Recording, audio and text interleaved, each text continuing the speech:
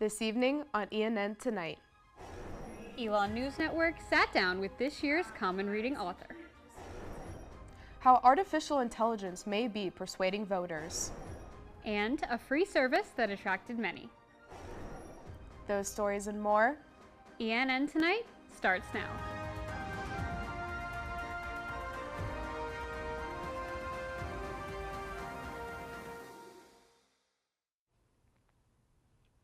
Good evening, and thank you for joining us for ENN Tonight. I'm Abigail Hines. And I'm Abby Gravely. Elon's common reading this year is The Intersectional Environmentalist, How to Dismantle Systems of Oppression to Protect People and Planet. The author of the book, Leah Thomas, visited campus to speak to students about her book and her work as a climate activist. Our Charlotte Pfabe sat down with Thomas and spoke with her about her work. Tell me a little bit about what it means to be an intersectional environmentalist. Yeah, it's a long phrase. It's like 12 syllables. But essentially it just means caring about both people and planet, which a lot of people would think is inherent to environmentalism, but it hasn't always been the case. Especially in the United States, environmentalism has had more of a conservation focus, which is also deeply important to me as a former park ranger. There's so many stories about, men in the United States going off into the wilderness and kind of having these coming-of-age experiences. And that's one piece of environmentalism. But there's also another side of it, environmental justice, about how people are impacted in their own communities. So as an intersectional environmentalist, you kind of consider all of that nuance. And it's not just about the environmental injustice, because once you go down that rabbit hole, it gets pretty sad and there's a lot to fix, but it's also about highlighting the stories of underrepresented communities in the environmental movement, like really cool women who also were going out into the outdoors and exploring more diverse communities around the world. To read more coverage of Thomas's visit to campus, visit our website, elonnewsnetwork.com. Artificial intelligence is becoming a regularly used tool, even in the world of politics. Our Fiona McAllister dove deep into how this election is being affected by AI. As the 2024 election is rounding the corner, concerns of artificial intelligence have affected many aspects of this election. Professor of Political Science Jill Auditori said that she uses AI in her classes to show the effect it has politically. I showed one of my classes the Taylor Swift endorsement of former President Trump, right, which was completely AI generated, to have a conversation about AI and about the role of celebrities endorsing candidates. Auditori said that AI can lean to one party over the other after showing certain interests. In one of my classes, a student asked AI who to vote for, and AI would not respond until that student demonstrated a preference for one candidate over the other in the prompt. And for something also just as weird, I asked my Snapchat AI who the president would be in 2027. Just a few days ago, it said Kamala Harris, the Democratic nominee, would take over this role as president. And just now for a follow-up, I asked my Snapchat AI who would be the president in 2027, and it said something drastically different. Suddenly, the CEO of Facebook, Mark Zuckerberg, is said to take over the role as president from 2025 to 2033. And especially after evidence of AI showing certain biases, Auditori suggests voters look to more credible sources for information on politics. Fiona McAllister, ENN Tonight. Though unclear of when, an Elon faculty panel will discuss the use of AI. Elon University will host flu and COVID-19 vaccine clinics at both the Francis Center and Elon Law in Greensboro. The first clinic will be tomorrow from 8:30 a.m. to 4:30 p.m. More times and dates can be found at the Campus Recreation and Wellness website. Students, faculty, and staff with appointments at health services can request vaccines during that time. One dental office in Burlington hosted a free dental day.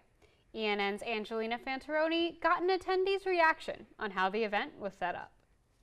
Dental Care at Alamance Crossing held a free dental day, consisting of free cleanings, fillings, and extractions, a line formed out the door. I mean, I'm here to get my dental work done, you know, like everybody else. You know, healthcare in America has been skyrocketing, so anything that's free, I'll be here. But Walker shared her feelings about the event. It hasn't been the best experience. Walker had nearly waited 3.5 hours for service, which she hadn't received yet. They're so overcrowded that they're not able to guarantee everybody's dental work, so it's just been very difficult. Walker says she found the event in a Facebook group, but didn't think it was a real advertisement. I looked on their website and no posts, no nothing, and it was just a little slip of paper, and somebody screenshotted it and said, hey, if anybody wants to come, you know, I didn't expect so many people to be out here. Dental care at Alamance Crossing did not respond to ENN's request for comment, and ENN was denied permission inside. Anjolina Fantaroni, ENN Tonight.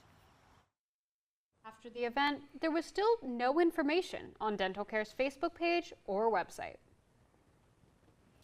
After the break, I'll have your Phoenix 5-day forecast. The Greensboro Coliseum was filled with cowboy hats, boots, and bowls. I don't know why you're so sad. You've got a roof over your head. You gotta stop with that depression stuff. That's what white people think. You all right? It just feels like it's coming from everywhere. Do you want to talk about it? You can talk to me if you're feeling sad. Whenever you need to talk, I'm here, okay?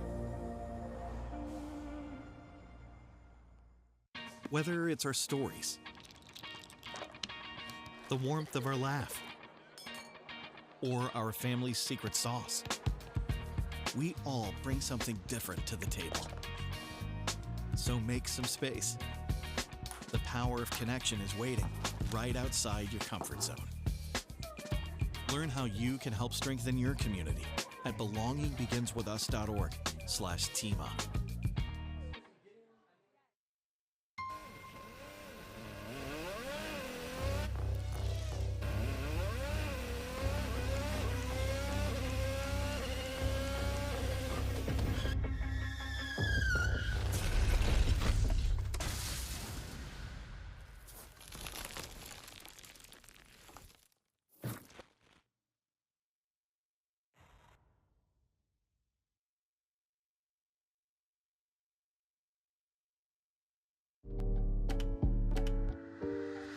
There's only one thing that will save somebody's life, and that is naloxone nasal spray.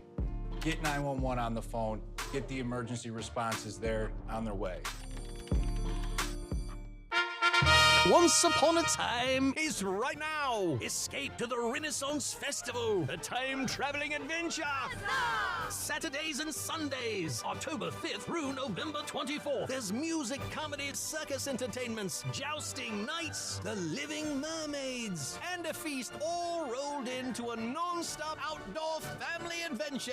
Tickets limited while supplies last. Online only at renfestinfo.com.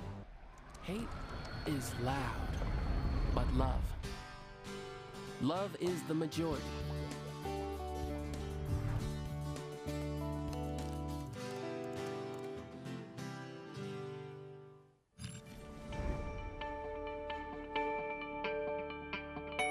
After this warm weekend, let's see what weather this week has in store with our Mackenzie Cruz. Mackenzie? Thank you, Abby. Happy fall. Yesterday was the first day of the fall equinox when the sun was directly over the equator. That means we'll have less and less sun every day until the winter solstice. But for now, we're going to have a very humid last week of September. Now for your Phoenix 5-day forecast. Tonight will be cloudy with a low of 66 and a chance of showers. Tomorrow we'll see more clouds and a high of 78 and spots of rain throughout the day. Wednesday it'll be more of the same, humid, some rain, but it will warm up a little bit. Towards the end of the week, it looks like we'll have a high in the mid to high 70s, but still very humid. Friday, however, will be pretty windy, around 15 miles an hour with gusts up to 31 miles an hour. And finally, Saturday will let up with some sun in the sky and a high of 80. Towards the end of the week, ragweed pollen will be pretty high, so make sure to close your windows at night. That's all I have for you today. Now back to you at the desk. Thank you, Mackenzie. Sounds like we won't be seeing a whole lot of sun this week. Small businesses in the town of Graham are coming together for the first ever Fall Fest. This will serve as the final 2024 social event and the fourth since the beginning of the year. Coordinator of Fall Fest, Brittany DiStefano of Sandy & Co. Sustainable Fashion, says that the event will feature over 35 local vendors and musical performances and will help to promote new small businesses. For more information on the event, pick up a copy of this week's Pendulum on Wednesday. Elon's Asian Pacific Student Association and Chinese Club celebrated the Mid-Autumn Festival this past Friday. ENN's Nia Bedard has more on this event.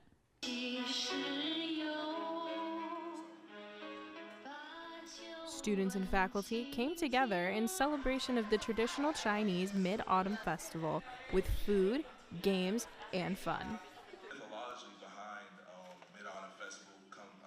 Honestly, it's not even one of like the things going on at the tables.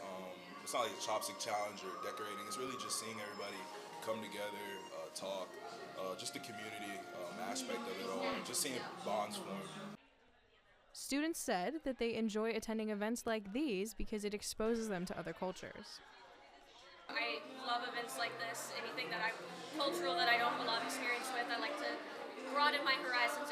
The environment is really nice here. I love all the activities and getting to just like experiment with different things that I've never tried before. Like the calligraphy was super fun. I thought it was just going to be food and I was going to get food and leave, but all the different activities have just been like so bonding with my friends and having a good time. I loved it. I think just coming here, just trying to learn about a different culture, it's really just preparing you to be a global citizen, which is like what Elon wants all of us to do. So just being open, being curious. APSA's next event will be bracelet making this Wednesday in the Creed. Nia Bedard, ENN Tonight. For more information about the Mid-Autumn Festival, visit elonnewsnetwork.com. Greensboro, just 30 minutes away, hosted professional bull riding. One of our reporters, Anjolina Fantaroni, brings us highlights from the night. The Greensboro Coliseum was filled with cowboy hats, boots, and bulls. Professional bull riding teams held cowboy days all weekend, and fans were excited to see the different games. No ride is the same, and what you can expect is the unexpected, right? You don't know if somebody's going to be injured. Unfortunately, hopefully that doesn't happen. But you really just don't know, like if all 5 are going to ride, if 2 are going to ride, if 1 are going to ride, and it makes the team event so much more exciting. The night started with a bang and welcomed 8 teams, including the Carolina Cowboys. The Carolina Cowboys win out the gate. All 5 ride, and they remain in the lead. During the games, the U.S. Border Patrol safety team round up the bulls back to the chutes. Staff members who watched bull riding on TV had the chance to work the event. It's something interesting to do and something interesting to watch. It's very exciting. I love to see the bulls' reaction and all of that. It's exciting. It's adrenaline. That adrenaline gets to flowing. Even though the event ended around 11 p.m., younger fans joined in on the fun. Well, I did like all the bulls and all the riders, especially the Mr. Clown. He does this. That was my favorite part of all time. And 2 emotions to end the night. I was feeling energetic and very joyful. The Carolina Cowboys rode home the win on the first night of Cowboy Days. Anjolina Fantaroni, ENN Tonight. The PBR's next stop is in Fort Worth, Texas, next weekend. After the break, hear more about the Class of 2028 president. I chose to run this campaign. My priority was absolutely just feedback. Feedback is everything to me. Feedback is really important. Having a background in business, I always thought feedback. And stay tuned for the results of 2 games from the Elon Phoenix. I don't think that many kids in my son's school even do it. He makes fun of his friend who vapes. He would never try it. She's into soccer. She's on the honor roll. She's just not the type. No way. No way. No way. No way, my kid would never vape. Get your head out of the cloud. Today, nearly 8,000 kids will start vaping. Maybe even yours. Learn about the dangers at talkaboutvaping.org. Once Upon a Time is right now. Escape to the Renaissance Festival, a time-traveling adventure. Saturdays and Sundays, October 5th through November 24th. There's music, comedy, circus entertainments, jousting, nights, the Living Mermaids. Save with discount Renaissance Festival coupons at participating partner locations region-wide. Tickets limited while supplies last. Online only at renfestinfo.com. Even more than I wanted a gold medal, I wanted a heart of gold, like the mentors who were my balance beams refusing to let me down, and the coaches who spoke out to anything out of bounds, heroes who never stood on podiums, but stood up for me. Every shot I made, give the assist to those who since my youth were referees, ready to blow the whistle and end abuse. I rescued Toast from a shelter in 2011. I love Toast because she's a lazy diva. Toast does whatever she wants, obviously. She's sleeping right now. She's an epic snuggler. She's so comforting. She's so loving. Toast makes me laugh. When I walked into the shelter, I knew right then that she was special.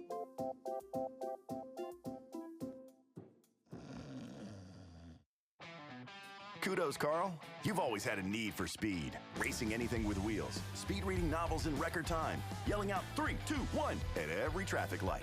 But this time, you've taken your power obsession to the next level. By purchasing this electric vehicle, you've given yourself instant torque that blows your old launch times away, which will keep you saying, "Woo-wee," every time you punch the pedal. Good for your adrenaline, great for the planet. That's the power of EV.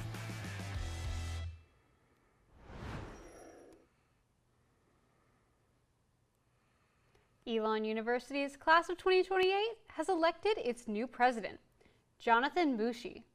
ENN's Nolan Williams spoke to Mushi about his vision for his first year. Jonathan Mushi, a Burlington native and Odyssey scholar, brought his entrepreneurial background to the role of class president. Now, as class president, he's stepping into a new position as the voice of his fellow students. As soon as I chose to run this campaign, my priority was absolutely just feedback. Feedback is everything to me. Feedback is really important. Having a background in business, I always thought feedback is what moves the needle on it. Mushi says his journey as an entrepreneur gave him the skills that shaped his approach to leadership. He says his business background is more about personal growth than financial success. Biggest thing about starting a business wasn't much of the monetary value that I received out of it, but more of like the characteristic skills I was able to develop through being an entrepreneur and becoming an entrepreneur. I've just seen like the impact it's had on myself and my peers around me. Mushi's message to the class of 2028 is to make the most of their voice, not just on campus, but also to help bring about change in the wider Alamance County community. Nolan Williams, ENN Tonight. Mushi's term as class of 2028 president is underway, and ENN will keep an eye on his progress as the year unfolds. Alamance Artisans is hosting its Festival of Arts, Books, and Fine Crafts on September 28th, featuring work from local artists and authors. Photography, pottery, books, and other work will be displayed, and Alamance Artisans encourages artists at the event to showcase and sell their work. The festival will be held at the Grove Park Baptist Family Life Center from 10 a.m. to 5 p.m. and is free and open to the public. Elon's women's volleyball just wrapped up its first conference game against the College of Charleston. Our Daniel Towery has more on how the team started conference play. The matchup against the Cougars went back and forth. After Charleston had a 9-0 run in the first set, Elon fought back, winning the second set. Head coach Mary Tindler said the team stayed confident, although Elon ultimately lost in the fourth set. Tindler said despite this struggle, right side Cameron Lanier put up a tough fight. Cameron just keeps getting better and better, and she's so aggressive, and she has such a live arm. I mean, when she swings really hard, so it's tough for the defense. With double-digit kills in the last 3 games, this game, Lanier posted 14 kills. She's getting better and better at shots and seeing the block and where to put the ball. So, we like to give her a lot of balls, and she likes to get them, and I'm glad she's scoring. This first game was a loss in conference play. but Tindler said that the Phoenix looked to use it to boost their confidence for the next game. Daniel Towery, ENN Tonight. Elon played Charleston again on Sunday to close out the two-game series and lost in the fourth set. The team is set to take on University of North Carolina Wilmington on Saturday, September 28th. The men's soccer team was back on the field Saturday to keep their undefeated streak alive against Stony Brook, to move on to 3 wins and 0 losses in conference play, and tied for first in the Coastal Athletic Conference. Our John Houlihan was on the sideline of the game. Senior Scott Vatney got the ball rolling in the 6th minute with a goal from the penalty spot to begin the early goal scoring for the Phoenix. Following the first goal, Charlie Kitch scored off of a corner kick. The sophomore defender told ENN how his impact in the box and extending the lead paved the way for the rest of the game. So me personally, I can't remember the last time I scored 2 goals in a season. So whenever I get up there, I'm always hungry to get in, get a goal, and especially getting us 2 goals up that early on really helps out and made our job easier for the rest of the game. Following the goal, Elon kept the ball on Stony Brook's side of the field for the remainder of the first half. Senior goalkeeper Thomas Verblevsky maintained a first-half clean sheet for the Elon defense. The Phoenix walked into halftime with a 2-0 lead and with momentum on their side. Verblevsky kept Stony Brook scoreless throughout the second half with multiple saves. Impressed with the group to get max points, because you can't ask for any more than that. The result was great, the performance needs to be better. The Phoenix held on for the remaining 20 minutes and walked away with a 2-1 victory. John Houlihan, ENN Tonight. Elon plays Hofstra next Saturday with hopes of remaining first in the CAA and moving on to a record of 8 wins, 0 losses, and 1 tie. Up next, why constantly scrolling on your phone may be worse than you think. And a night of festivities, bringing unity to campus. Rhythm and having a good time. Hear that? That's the sound of your life. Perfectly imperfect. But every time you drive after drinking, the music gets drowned out. Your life sounds pretty great. Don't let a buzz ruin it. Buzzed driving is drunk driving. Don't drive buzzed. In 4 days. There was an old woman who lived in a shoe. She had so many children. She didn't know what to do.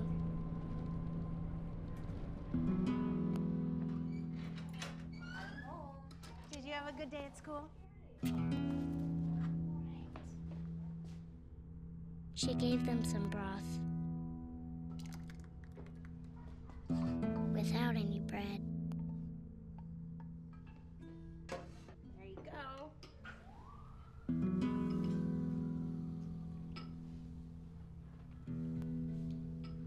And kissed them all soundly. Night night. Good night. And put them to bed. Hunger is a story we can end. End it at feedingamerica.org. Once Upon a Time is right now. Escape to the Renaissance Festival, a time-traveling adventure. Saturdays and Sundays, October 5th through November 24th. There's music, comedy, circus entertainments, jousting, nights, the living mermaids, and a feast all rolled into a non-stop outdoor family adventure.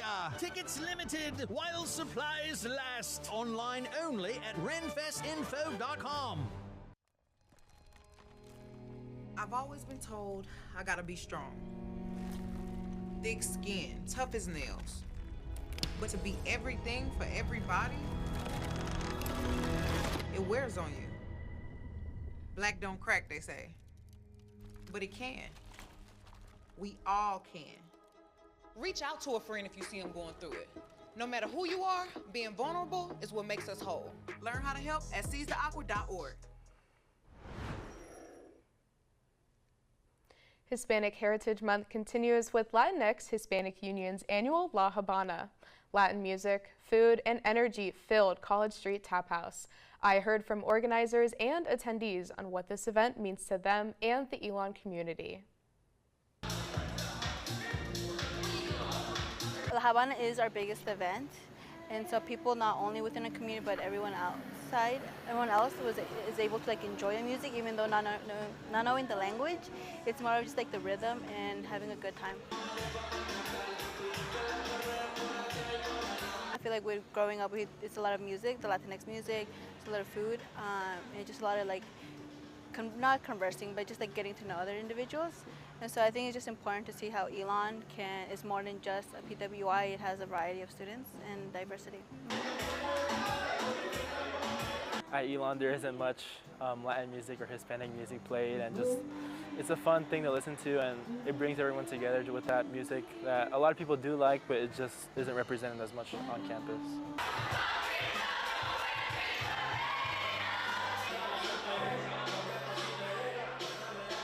Keeping up with what events are going on has made me realize I really want to get more into the Hispanic community here at Elon, because they all seem so close and really fun that I really want to get more into it than last year.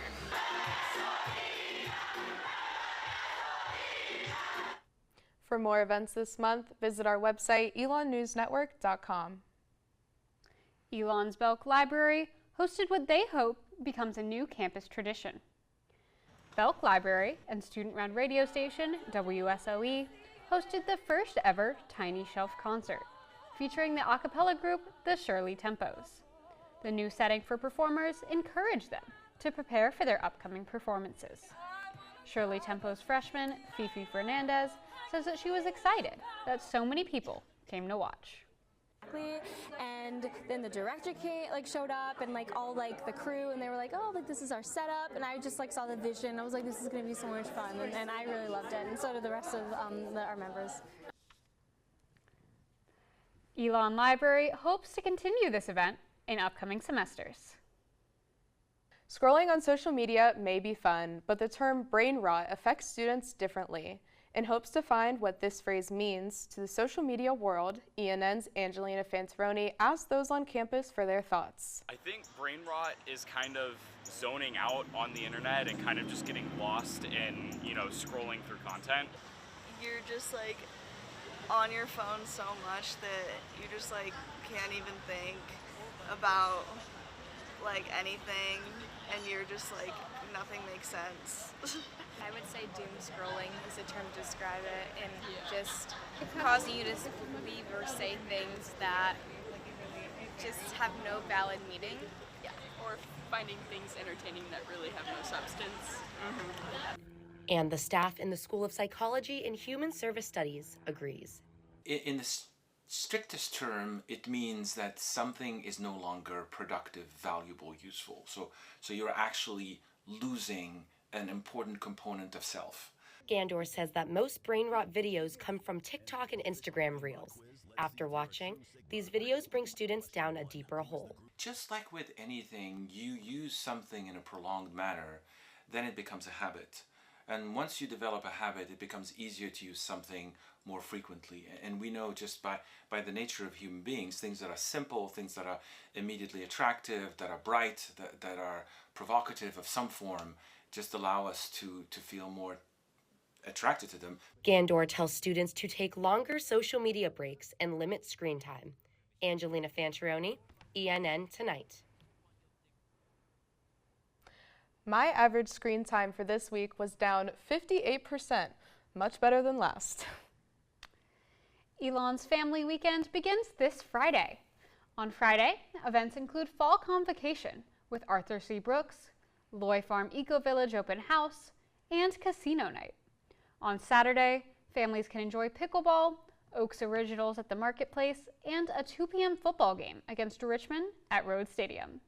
To end the weekend on Sunday, families are encouraged to spend the day with their students, with an opportunity to watch women's soccer against the Hampton Pirates. We hope everyone has a great weekend with their families. Well, that's all the news we have for you this evening. Thank you so much for joining us. Head over to our website, elonnewsnetwork.com, for stories, sports, and more. And make sure to follow us on social media at Elon News Network. Have a great night, Elon.